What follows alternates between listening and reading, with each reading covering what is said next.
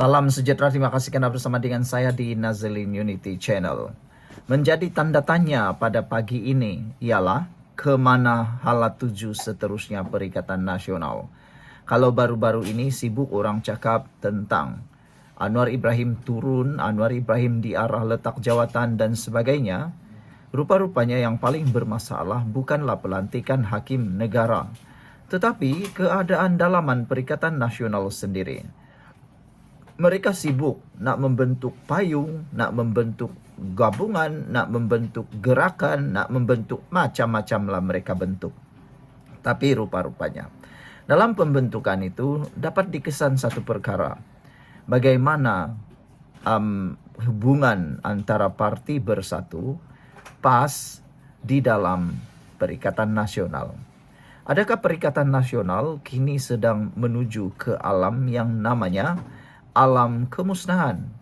Kerana semalam dalam satu pertemuan antara blok-blok pembangkang atau blok-blok bukan kerajaan, dilihat tidak ada satupun wakil PAS yang menghadirinya. Di mana PAS? Kenapa PAS tiada? Adakah Muhyiddin Yassin sudah mula melupakan PAS atau PAS yang tidak mahu lagi bersama dengan bersatu? Kalau itu betul, nampaknya Perikatan Nasional kini diambang kejatuhan dan kehancuran. Ada yang kata nak hancurkan Anwar, tapi rupa-rupanya rumah sendiri dah nak terbakar. Cuba nak bakar rumah orang, tapi rumah sendiri dah mula terbakar.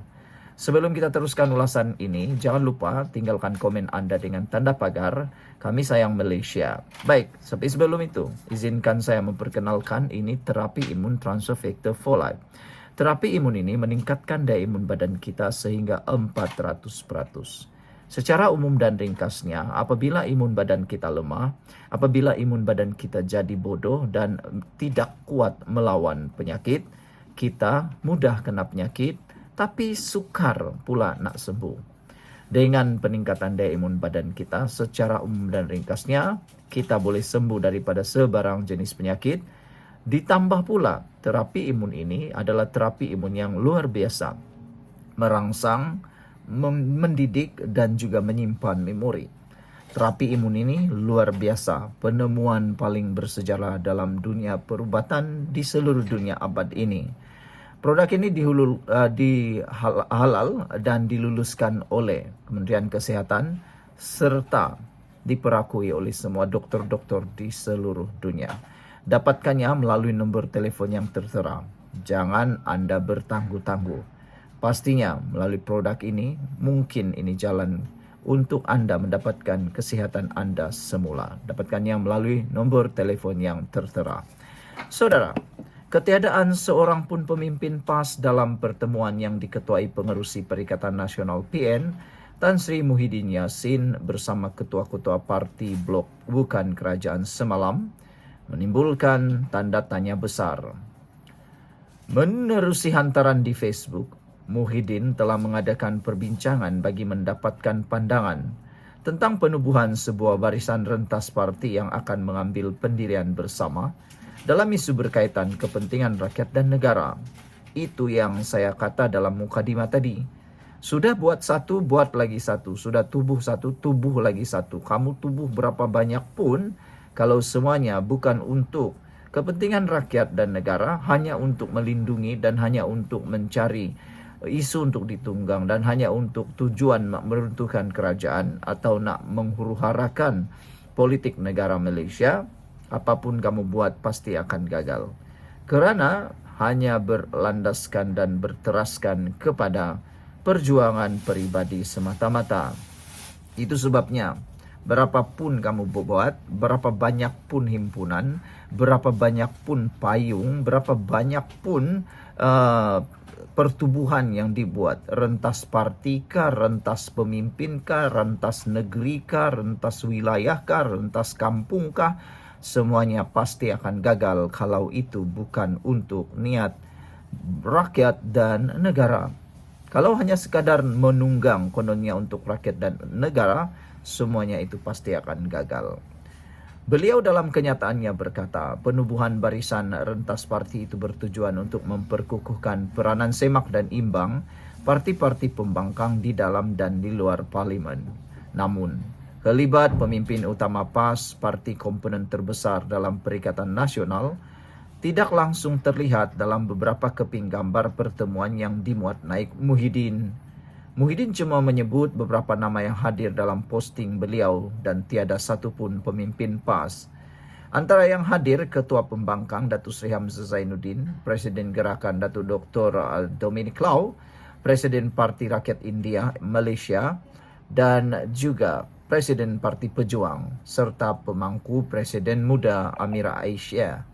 Selain itu, Presiden Putra Datuk Dr. Ibrahim Ali, Timbalan Pengerusi Parti Sosialis Malaysia, juga Ketua Belia Parti Progresif Penduduk Malaysia, dan Presiden Berjasa, Presiden Bersepakat, dan Presiden Parti Kemajuan Malaysia. Ketiadaan PAS dalam pertemuan itu menimbulkan persoalan, apatah lagi apabila parti-parti sekutu dalam PN seperti Bersatu dan Gerakan hadir dalam perbincangan penting itu. Menjadi pertanyaan sekali lagi, adakah ini petanda Perikatan Nasional akan tumbang dan bubar? Kita jumpa lagi. Bye-bye. Salam sejahtera, terima kasih karena bersama dengan saya di Nazilin Unity Channel.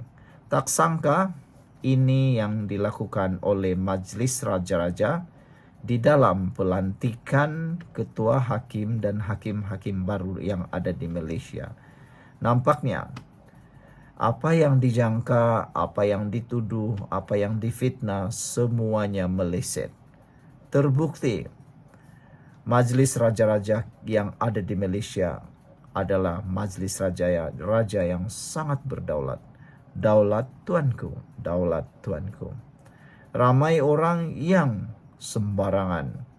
Lebih cepat tangannya menulis, lebih cepat mulutnya bercakap daripada berfikir. Sehingga baru-baru ini beberapa orang telah pun disiasat kerana membuat hantaran jelek terhadap Ketua Duli Yang Maha Mulia di Pertuan Agong, juga kepada Majlis Raja-Raja. Tapi itulah, perbuatan jahat akan dapat balasan yang setimpal. Akhirnya sekarang ini orang-orang yang berkaitan telah pun disiasat. Baguslah, jangan biarkan orang-orang yang merosakkan Majlis Raja-Raja, kewibawaan Majlis Raja-Raja berleluasa. Hari ini akhirnya terbongkar keputusan bijaksana Raja-Raja telah pun mengelak satu lagi krisis kehakiman berlaku. Itu kata peguam. Saudara, apa pendapat anda? Saya setuju bahawa ini ialah kebijaksanaan paling tertinggi daripada Raja-Raja sehingga telah pun dapat berjaya mengelakkan satu lagi krisis kehakiman. Daulat tuanku, daulat tuanku. Saudara, sebelum kita teruskan ulasan ini, saya nak perkenalkan kepada anda semua, ini terapi imun Transofector for Life. Terapi imun ini meningkatkan daya imun badan kita sehingga 400%, merangsang imun badan kita bertindak melawan penyakit daripada dalam tubuh badan kita, juga mendidik imun badan kita untuk jadi bijaksana supaya imun badan kita tidak bertindak menjadi bodoh, tetapi bertindak bijaksana sehingga dapat mengenal mana lawan, mana musuh di dalam tubuh badan kita. Secara umum dan ringkasnya, apabila imun badan kita lemah, apabila imun badan kita bodoh dan imun badan kita tidak bijaksana, kita tidak akan sembuh daripada sebarang jenis penyakit, termasuklah penyakit yang paling kecil sekalipun. Tapi dengan peningkatan daya imun tubuh badan kita dan imun badan kita menjadi bijaksana, apapun penyakit boleh disembuhkan dengan izin dan juga doa kita kepada Tuhan bersama dengan ikhtiar yang ada ini. Saudara, dapatkan produk Transofector for Life ini melalui nombor telefon yang tertera, juga dapatkannya dengan segera. Produk ini lulus KKM. Produk ini juga halal dan telah diperakui oleh seluruh doktor di seluruh dunia, bahkan di Malaysia.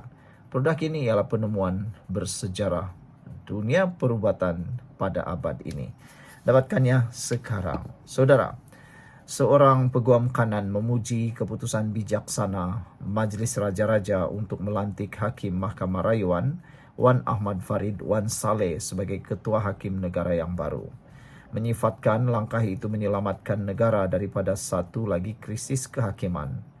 Menurut Hanif Katri Abdullah, langkah untuk mengangkat Wan Ahmad Farid sekaligus menghalang rancangan yang didakwa oleh eksekutif untuk menaikkan hakim yang kurang pengalaman dan baru-baru ini terlibat dalam skandal campur tangan kehakiman. Saya ingin menyatakan bahawa saya sangat gembira kerana raja-raja telah menyelesaikan kekeruhan ini dan tidak membenarkan ia menjadi krisis dengan pelantikan yang betul dan bijak oleh baginda, katanya kepada Malaysia Kini. Malam tadi, pejabat Ketua Pentadbir Mahkamah Persekutuan mengumumkan pelantikan Wan Ahmad Farid sebagai Ketua Hakim Negara yang baru, menggantikan Tengku Maimun Tuan Mat yang bersara awal tahun bulan ini. Kenyataan itu turut mengesahkan dua lagi pelantikan kanan kehakiman, Hakim Mahkamah Persekutuan Abu Bakar Jais sebagai Presiden baru Mahkamah Rayuan dan Hakim Mahkamah Rayuan Azizah Nawawi sebagai Hakim Besar Sabah dan Sarawak. Pengumuman itu menamatkan skandal selama sebulan yang berpunca daripada kelewatan untuk mencalonkan pengganti Tengku Maimun. Skandal itu telah mencetuskan dakwaan bahawa Putrajaya mahu mengangkat Hakim Mahkamah Persekutuan tertentu pilihan mereka. Kebimbangan mengenai hakim itu diburukkan selepas minit mesyuarat Suruhanjaya Pelantikan Kehakiman JAC dari Mei dibocorkan pada hari Sabtu. Dokumen itu nampaknya menyokong dakwaan campur tangan kehakiman yang timbul bulan lalu selepas laporan polis yang dibuat bagi pihak hakim itu juga dibocorkan. Bercakap mengenai Wan Ahmad Farid, Hanif percaya orang ramai tidak sepatutnya mempersoalkan kredibiliti hakim itu berdasarkan penglibatannya dalam politik sebelum ini. Hanif menyatakan keyakinannya terhadap kesaksamaan dan keadilan hakim berdasarkan kelakuan Wan Ahmad Farid sepanjang kerjayanya dalam bidang kehakiman. Saya sudah banyak kali tampil di hadapannya dari 2015 hingga 2015-16 tahun, kata beliau. Saya buat lebih kurang 5 atau 7 kes di hadapannya, perbicaraan dan seumpamanya. Sejujurnya saya katakan ini, saya tidak pernah menemui sebarang kelakuannya, bukan sahaja keputusan tapi juga cara dia mengendalikan perbicaraan. Tiada satu pun daripadanya mempunyai kecenderungan ke arah pandangan politik, kata Hanif. Untuk rekod, Wan Ahmad Farid adalah ahli BN yang aktif sebelum menyertai badan kehakiman dan telah dilantik ke pelbagai jawatan termasuk sebagai Timbalan Menteri Dalam Negeri semasa pentadbiran Abdullah Badawi dan Najib Razak. Menurut Hanif, hakim itu telah membuktikan kesaksamaannya apabila dia menarik diri daripada mendengar beberapa kes yang mempunyai konflik kepentingan. Ini termasuk kes yang melibatkan Najib dan Wan MDB. Jadi jika pada masa hadapan ada mana-mana rayuan Najib atau Rosmah atau Wan MDB atau SRC timbul, bergantung kepada fakta kes, bergantung kepada perkara yang ada di hadapannya. Jika dia perlu tarik diri, saya percaya dia akan menjadi orang pertama yang berbuat demikian walaupun sebelum peguam memberitahunya, katanya. Dalam perkara itu, Hanif turut menepis kebimbangan Wan Ahmad Farid dan Azizah dinaikkan pangkat daripada Mahkamah Rayuan yang bermakna mereka meminta hakim kanan lain di Mahkamah Persekutuan terpulang kepada raja untuk membuat keputusan, kata Hanif. Selagi tiada seorang pun daripada mereka mempunyai soal integriti, maka ia tidak menjadi persoalan sama sekali kepada saya, katanya. Dia mendakwa bahawa kebanyakan hakim kanan hari ini telah memulakan perkhidmatan mereka pada masa yang sama, bermakna mereka mempunyai bilangan tahun pengalaman yang sama.